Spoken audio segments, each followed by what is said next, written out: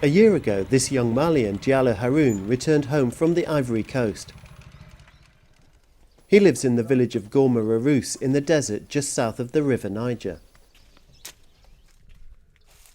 People here are farmers, but in recent years, drought and conflict have resulted in reduced harvests and a mass exodus. And not just in Gourma Rousse.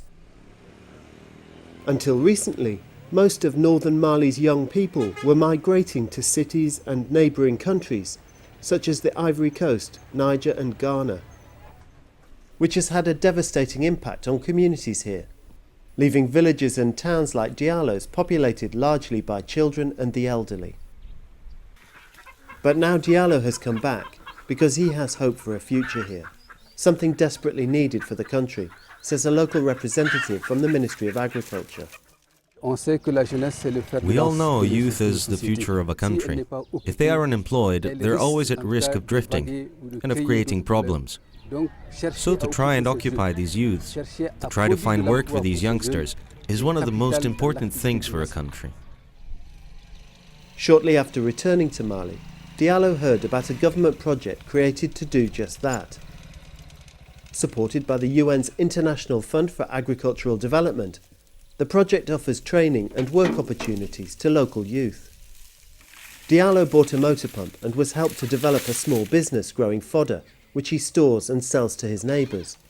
I've managed to feed our animals, and we can put some to one side in a storehouse. Then, at a certain time, I sell it. So with that money, I can cover all our needs. For many young people here, the chance to earn a living is reason enough to come home and stay. 5 years ago, nearly all of these young people would have left.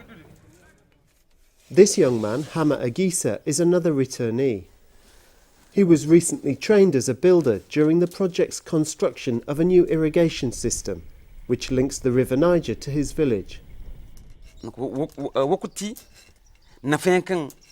The impact for me, as head of a family with children, is that now I have animals, a house, and work tools. So for me, I'd have to say it is going well.